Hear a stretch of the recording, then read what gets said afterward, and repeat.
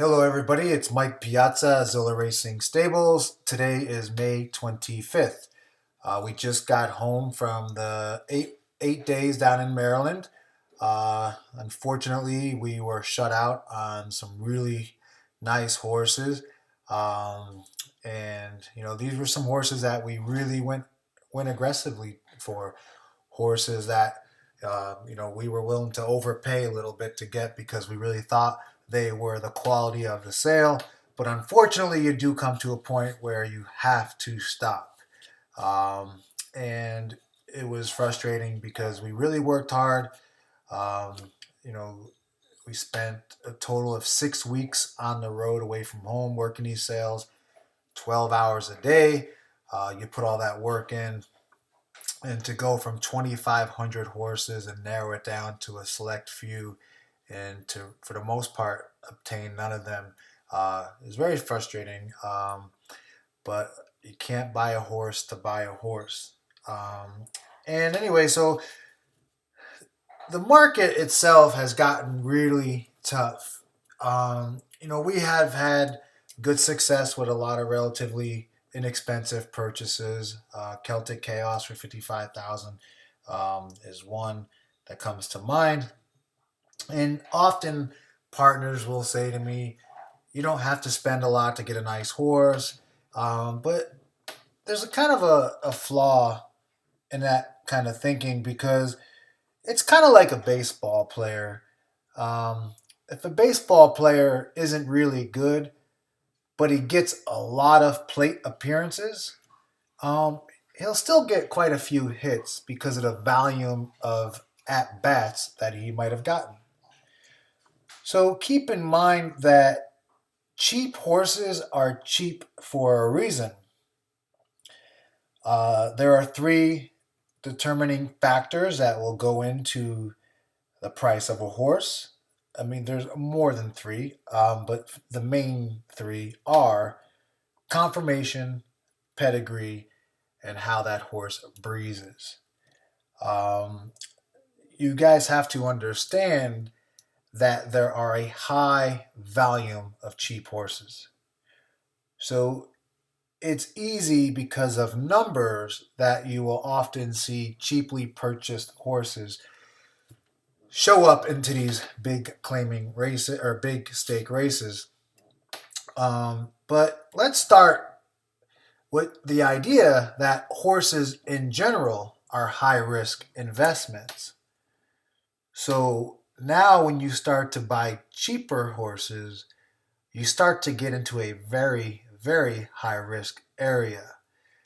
And I'll explain. So, when you have horses, values be that are determined by the three criteria that I mentioned, let's go over them. Breezing. How much speed does that horse display during the breeze show? How efficient does it move? How does it get over the track? That's the athlete in motion. That is the athlete showing up to the baseball field, showing you how he can hit. So that really determines probably the biggest part of what I feel is the value of the horse. At this point, the athlete is already established, and who his parents are or who his brothers and sisters may be do not necessarily mean this player should be discounted. I mean, think of it this way: if you ran a baseball team and you were a baseball scout, and some kid came onto the field and started hitting the ball out of the park left and right, you would not be concerned with who his brothers and sisters were or his parents. So once the athlete is established, we see it in motion. We have to put a great deal of value on that. And that's why you will often see horses who were purchased cheaply as a yearling that go for a lot of money as a 2 year old. Because as a yearling, the horses have not had any tack on their back yet. So that is basically a baseball player who you have not seen hit the ball. Therefore, you will probably place more value on the family, the pedigree. And so pedigree plays a bigger role for yearling purchases but it plays a big role overall. A lot of the bigger money out there will rather buy horses that have a proven pedigree, so that does cost money. And then the other area is conformation. Now, we already know that horses are in a high risk pool to begin with. Now we start to look at these horses in person and we look at the conformation of a horse, um, and that will also determine the value of the horse. Horses that are cheap tend to have bad conformation. Horses who have bad conformation tend to not make it to the races at a higher rate than the ones who are conformationally correct, and they have a higher chance of not staying sound if they even do get to the races. So when you see these cheap horses showing up in stake races, just keep in mind there are lots and lots and lots of cheap horses. So the few who make it might make it to the stake races, but generally most don't. And for the most part, most don't make it to the races. So it is not as simple as it sounds to just go buy a horse for 40,000 and think that thing is going to show up in the stake races anytime soon. So that being said, I want to kind of now discuss the Zilla Racing business model. By design, when I started Zilla Racing, I was willing to do the work of many people. I do the work of a racing manager. I do the work of a bookkeeper, a person who does all the correspondence with the partners, handle the legal contracts, the documents, making sure everybody is licensed, helping people through the renewals, barn tours. I mean, you just name it. Every role I've done, and for the most part, I've done it unpaid. And I'm going to explain a little bit later in this video why we have to start to now change the business model. When I first started Zilla Racing, it's very similar to a student going to college. When I went to Siena College, I had to pay a lot of money to go to the school. I had to put a lot of time and effort into graduating, but I only did so because there was a chance that if I did well, I might land a good job and have a great return. So where we are with Zilla Racing now is we have become well established, very respected in this game. And I believe that it is time to take Zilla Racing to the next level. I realized at this previous 2-year-old sales that we have hit the sticking point. And this sticking point sort of played a role in why I was unable to obtain some of these exceptional, talented horses that we really, really liked. And I was just in a position that I probably could not go further to obtain these horses.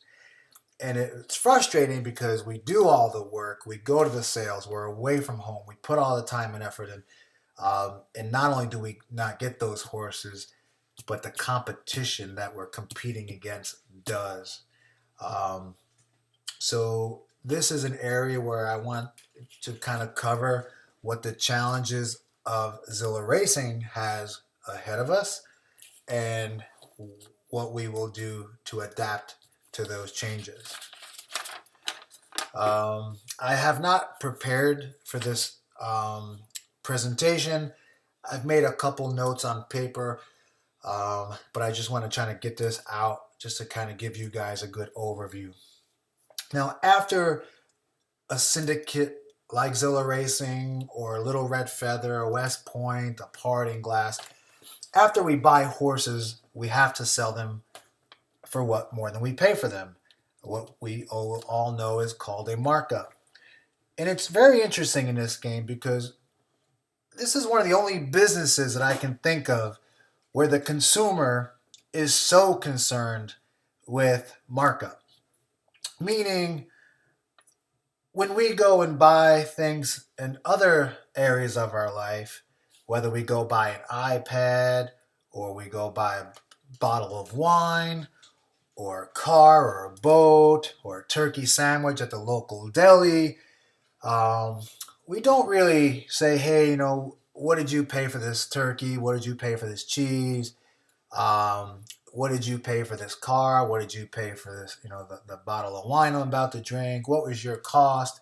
Um, we just have an idea because other competitors sell the same product. So we kind of know, okay, well, I can buy this flat screen TV here, 55-inch for $500. And I know I saw it down the road at Best Buy for about, $50 less.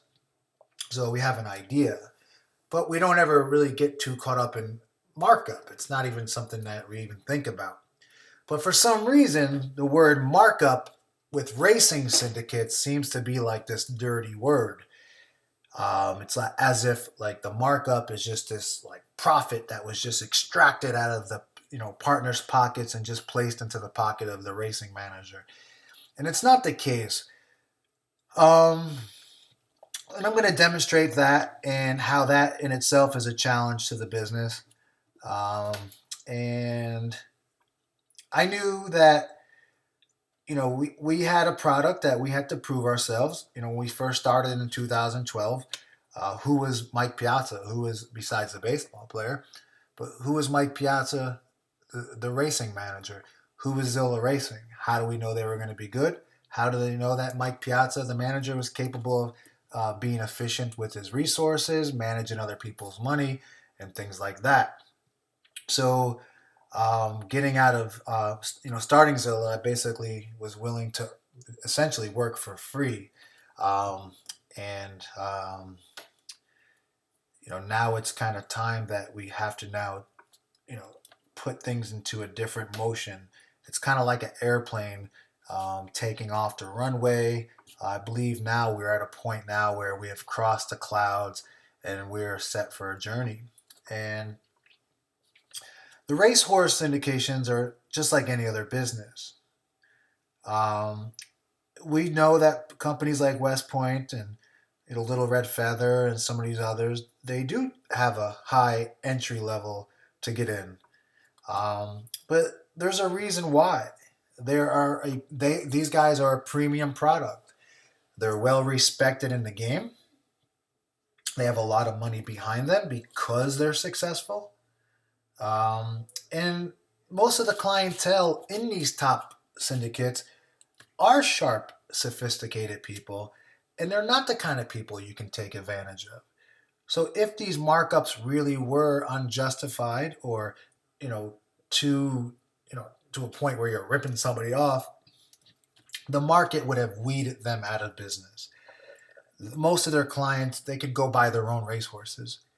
Um, but they choose not to. They choose to have a team like a West Point who, guys, listen, I go to these 2-year-old sales.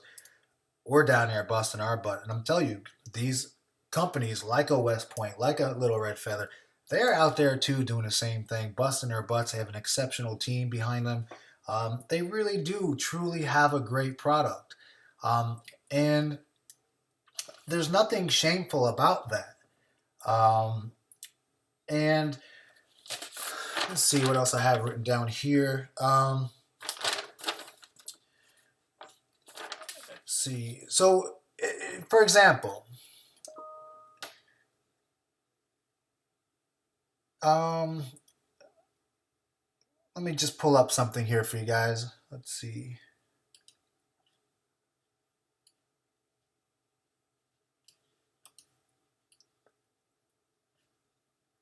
Let me just go to Google. Little Red Feather markup. Of course, I didn't spell that good, but that's okay. So here on one of their blogs, you see the truth about markups and horse racing partnerships. Nobody likes markups. How can you charge X when you just purchased a horse for Y last week?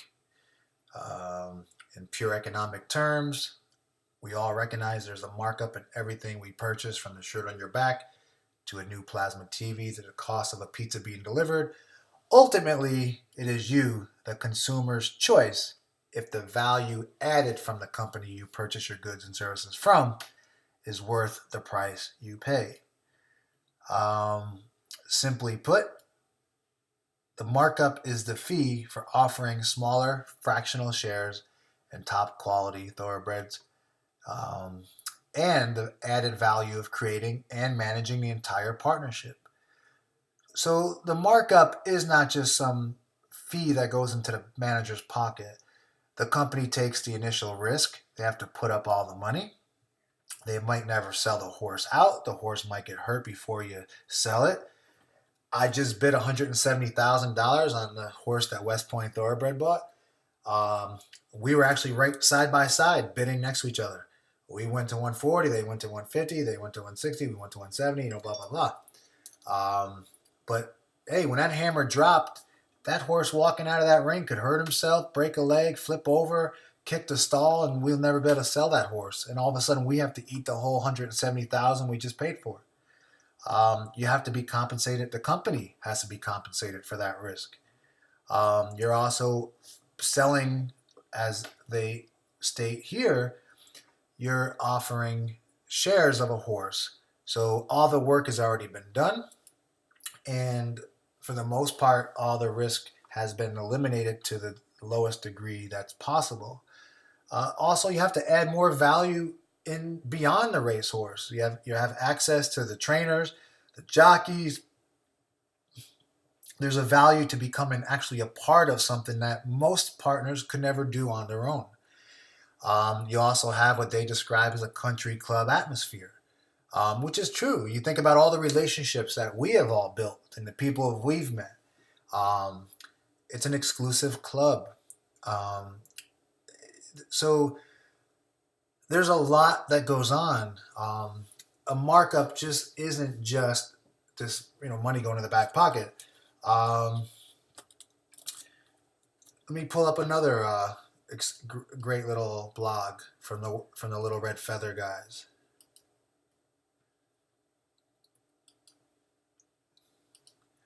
Some of my partners say, "Hey, what do you think is, are you going to mark your horse up a fair market value?" Well, then you have to ask yourself, well, what is fair? Little Red Feather, who's been around for over 15 years.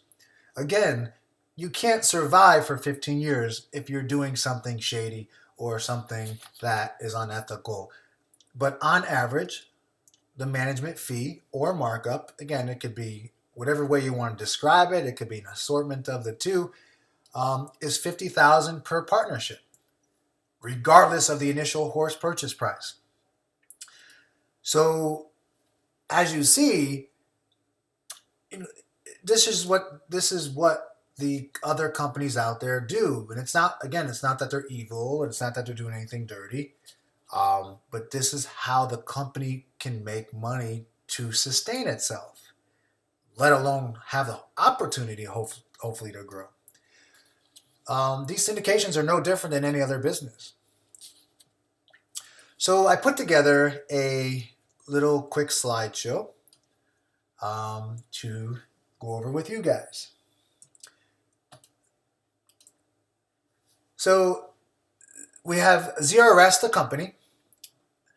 We have all the roles that are part of the company. We have a racing manager. We should have an office assistant, someone who does all the correspondence, communicating the day-to-day things going on, emailing the partners, making sure everyone is licensed before a horse is raced, assisting people with, getting licensed and things like that. It'd be nice to have an assistant manager like most businesses do. Marketing, it'd be great to have someone who does the marketing. Listen, guys, I bought one horse and I don't even have that horse on our website yet because the other competitors do. Not only are these competitors, because they are charging the fair value of their services, but they actually now have the ability to hire people to do the marketing. The people who can go out and put the horse on the website, on the Twitter, and get that offering out. The competition that I just lost these horses to not only beat me on buying the horses, but they already got them on their websites and they got the offerings out. But that is not possible for me because I have not when you talk about what is fair, I actually have not been selling my horses at a fair price. I've been selling them much, much, much lower than what is the fair value of those services, again, relative to the market. You guys have your careers, and I'm sure there's a salary and a value to your services that are comparable. So this is no different in this business. Legal. I do all the operating agreements. I formulate all the LLCs. Um, so basically, so far, the company has not paid me at all for being the president and CEO. The company has not paid me at all yet for being a racing manager. The company has not paid me for being the office assistant because I'm doing all that as well. That's why I'm always sending out these emails on the fly. Often I don't, write them as grammatically correct as I should because I have so many roles that I'm playing that I have so little time. So I try to get that information out to you guys. I also have to do all the updating to the website. If I have a horse I buy, I have to market it. I have to put it up on the website. I do that role too. But unfortunately, when I go to these sales and work the sales, I come home and I got the other job that I do: finance, administrative work, bookkeeping. So I do all of that too. And this actually is the position that I actually do pay myself for. But again, I do it for about 1/3 of what the market value of administrative bookkeeping services do charge. And because we have billed monthly as opposed to quarterly or annually like the competition, I'm actually doing about 12 times the amount of work for 1/3 of what it typically would cost. So ZRS, the company, is taking in revenue from selling horses, but overall, the markup, again, comparatively, I believe I sold 7 2-year-olds last year. The combined revenue, the combined net income to the company was $50,000 over 7 horses. Now, when you look at it like a Little Red Feather who gets $50,000 per horse, over 7 horses, that would have been $350,000 to the company. To us, it was 50,000 combined. Um, Therefore, with the 50,000, I could not pay anything to be president. I could not pay myself a salary to be racing manager. I could not hire an office assistant. The minute I hire an office assistant, the $50,000 that the company made on 2-year-old purchases would have been evaporated. Could not hire someone, obviously, for marketing or anything like that, or any legal assistance. And if I outsourced the finance and administrative bookkeeping to somebody, well, all of a sudden, then there'd be not enough income to pay me something because, again, this is my full-time job now, and I've left my career to do this full-time. But I did this by design. I'm not asking for anybody to, pat me on the back. I'm not asking for anyone to feel sorry for me. I did this by design. I knew what I was doing. This was an investment to me. I wanted to make sure we grew this company correctly. I wanted to make sure that I kind of, firmly got a grasp of all the positions within this company.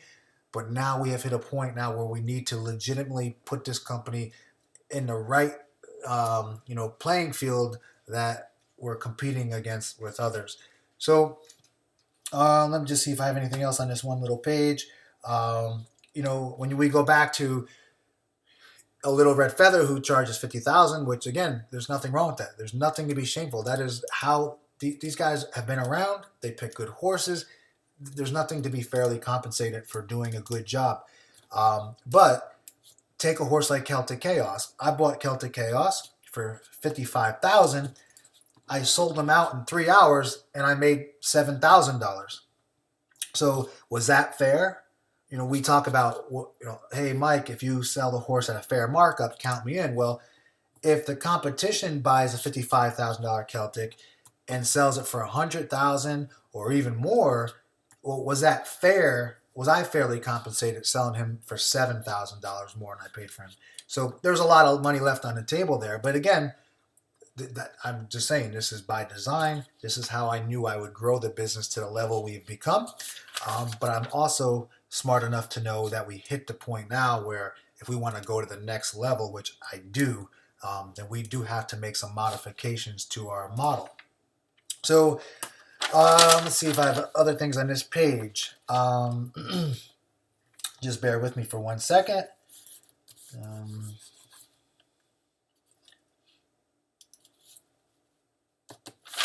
Nothing there.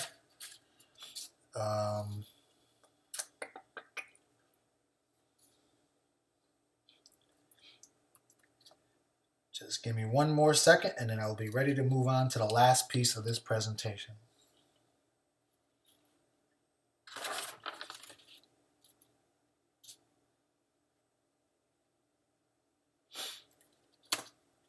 Okay, so when we go to those 2-year-old sales and buy horses and sell them, as I said, uh, um, the markup is not because we're greedy and we're just looking to exploit these partners. But I want to cover why markup is so important and why it is very critical to put Zilla Racing in a position to not only grow, but to go out there and get tomorrow's stars. We missed those stars. We basically missed pretty much a whole 2-year-old season this year by not getting those horses that were on our list. And um, we need to make sure that we are in a position now. And again, this was all by design. I'm very, very happy where we've gotten to, where we are, and I'm really excited where we're going. So for the last slide, I want to bring up this next page. And let's see. When you go to a 2-year-old sale, a lot of people forward me the offerings from other syndicates, and they can't believe the price. They're like, "Oh my God, they bought this horse for this, and they're selling it for that." Including my own horses. I don't think that most people are aware of the acquisition expenses that go on to acquire a racehorse. It's similar to building a house. Um, you there's a lot of that goes on before you get the finished product. So when you go to a 2-year-old sale, you have acquisition expenses. Before you even leave for the sale. Like if you guys saw that video I made a couple weeks ago where I showed you what I do at a breeze show and all that data that pops up when I put a hip number in, behind that scenes of that program that I developed, somebody has to put all that data entry in. And I have always done that. And it takes hours and hours. And trust me, the syndicate managers that I'm competing with, trust me, Terry Finley at West Point is not doing all this like stuff that I have done so far, and I shouldn't be doing it. The racing manager should be doing things at a higher level, but again, I was not looking to, put you guys as partners in a position to, who was Zilla Racing at the time? Who was Mike Piazza? So I was willing to do almost every role of the business for virtually nothing. So I would spend hours putting this data entry in. And actually, I just paid someone for the first time to do the data entry prior to the May sale. Then we go to the sales. We got clocking to do. We got to analyze the breeze live. We got to watch the slow motion videos, see how the horse is moving, how the horse is striking at each point of its breeze, so we can see, how that horse is moving, what efficiency it's getting over the track in. We need to have access to have someone that works the backside that knows how to listen to a horse breathe to make sure that we're not buying horses who have breathing issues. Then after you do all this work for 6 hours in the morning, out in the afternoon in the heat, you got to go back to your hotel and then put all this data into your programs and analyze this data. This takes hours and hours to do. Then you have people that have to, and again, real quick, the bloodstock agents do this stuff too, but end of the day, they do have more than one client. If you're a bloodstock agent and you only have 1 or 2 clients, then you're probably not very good, or you're just starting out. The best bloodstock agents are going to have multiple clients. So, hey, listen, how do you know, someone clocks a horse, see how they breeze, and all of a sudden they're like, wow, I really like this one, but they're going to want to give it to their best client. So you still need your own representation. I mean, we're working with people we trust, but end of the day, I'm buying these horses with my own money, and I'm perfectly capable of clocking horses, analyzing breezes. I know how to listen to a horse breathe. I know how to watch slow-mo video and analyze it. So these are areas that instead of paying someone else to do for me, I will do them for the company. But again, these are positions that really should be paid for. So then we have to travel. We're on the road. We have hotels. We have rental cars, we got per diem because you can't reimburse anybody, including myself, on a actual cost basis because hey, how do you know someone's just not gonna go out and buy a great steak dinner every night of the week and drink expensive wine and this and that. So you have to pay per diem because then it keeps everything in line. Vet work. So when you're looking at 2,500 horses over these sales, and you got to narrow it down to a dozen at this sale, a dozen at that sale, a dozen at this sale. You got to vet them all out because you have to know which ones fail the vet. You're gonna bid on horses that are gonna go, that you can't afford, and you have to do all this vet work before they go into the ring. So you accumulate a lot of money vetting horses to make sure that you're not buying bad ones, and then you vet and then the ones that pass your vet, you end up sometimes getting outbid. So, but it's work that has to be done, and there's a cost to that. These vets get paid quite well down there, from reading X-rays to scoping, scanning. But it's work you have to do. We also obtain other tools, other things like the auction edge and things like that. We have to purchase those kind of tools. We purchase stride analysis on a select few horses that we're looking at, and equine insurance. When these horses come out of a 2-year-old sale, they're all babies. They're about to go on to the racetrack to do something they've never done before. If there's ever a period to insure your racehorse, it is when they first are purchased as babies. You got to pay the bloodstock agent a 5% commission. All these expenses add up. And then you also, when we're buying the horses, we are fully at risk. When I'm buying these horses at the sale, I'm buying them with my own money. And, I'm hoping to get horses that are at a value of a price that I can pass on that cost to you, adding all the acquisition expenses and adding a markup, but still be at a price that's fair to you guys. That's why I won't buy a horse to buy a horse. And I hope you guys understand this because I could have easily just bought any $20,000, $30,000 horse just to get a horse. That way I can sell it to you guys and then the company would make money. But I don't want to buy those kind of horses. I would rather have the company suffer, not get horses. And again, I can't make money. The company can't make money to pay the staff that I want to employ or pay myself if we don't buy and sell horses. Horses are our inventory. But I still refused. And there was a lot of horses that were in that 30, 40, 50,000 I probably could have bought. But I just didn't believe in those horses enough.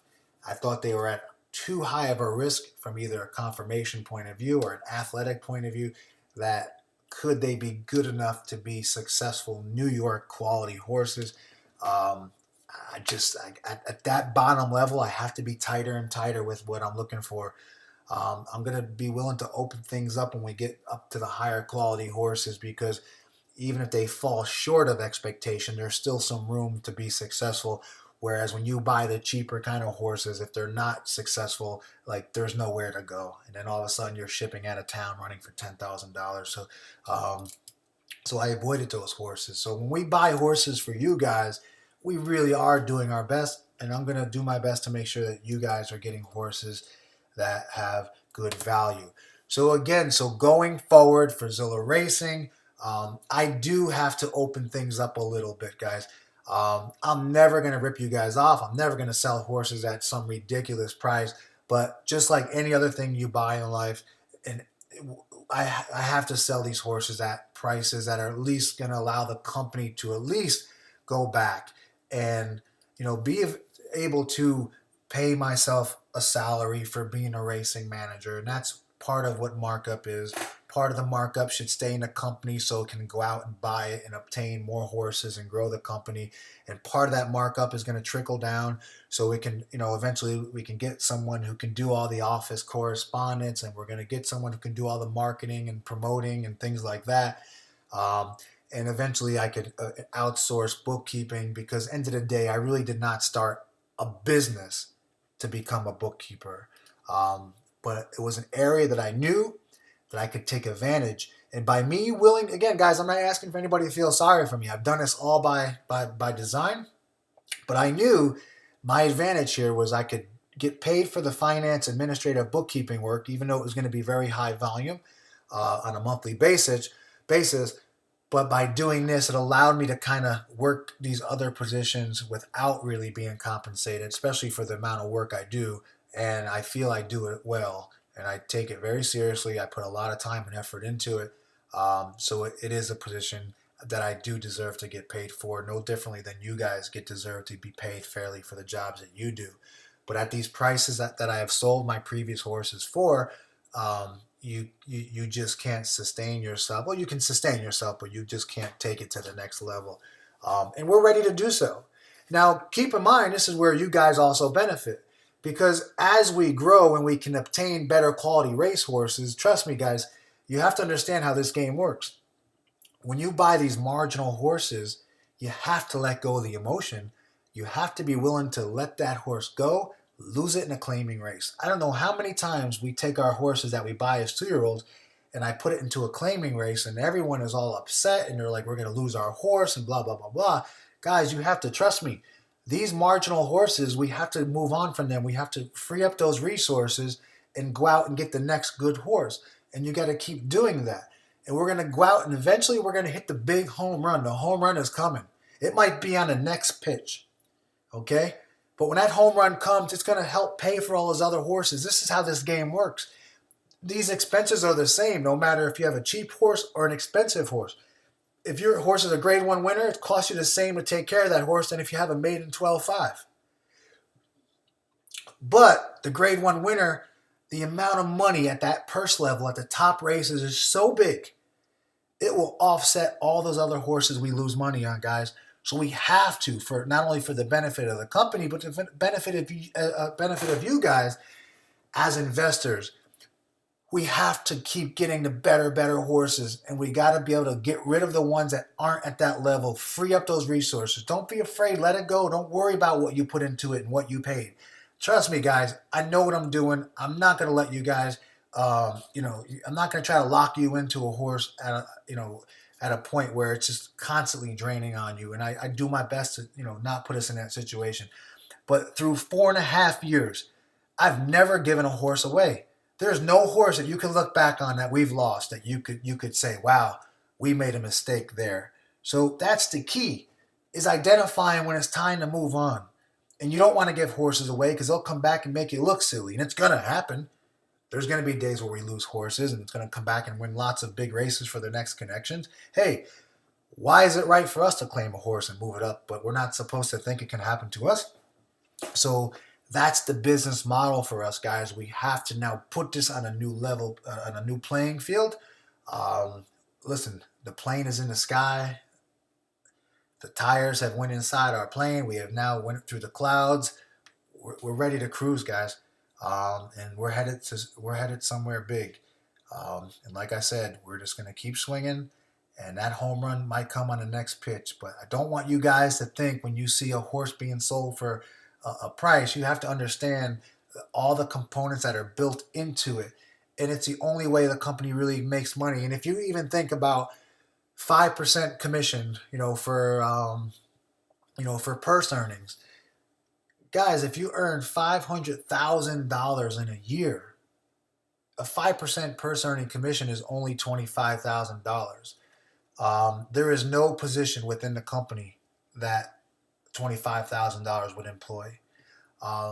It's not much. And when you put all these things into the big picture, whether it's, the cost that we buy the horse and sell it to you, with the racing manager getting a management fee, the guy at Parting Glass gets $1,250 a month for a management fee. Listen, there's nothing wrong with that. He's probably good at what he does, and if people are willing to pay him for those services, then so be it. There's nothing to be ashamed of. He's an expert at what he does, and he deserves to be paid fairly. And if that's what he feels his services are worth, and if someone is willing to pay him for that price, then so be it. But you have to put this whole thing in together. And Zilla Racing, to this date, again by design, has not put its company in position to pay these positions fairly. But we have to change. We have to move on. We got to get this company going the right way. So I just want you guys to know this. I hope you understand more what's going on, behind the scenes, from the business point of view. But again, I just want to put us in a position to go out there and get tomorrow's stars. And I really want to thank you guys, partners, potential new partners. Some of you guys I've developed a real close relationship with you. And I really just want to sincerely say I thank you for believing in me, believing in Zilla Racing. I thank you for your time, and I really do thank you for your business. And I look forward to us really going somewhere big. Thank you.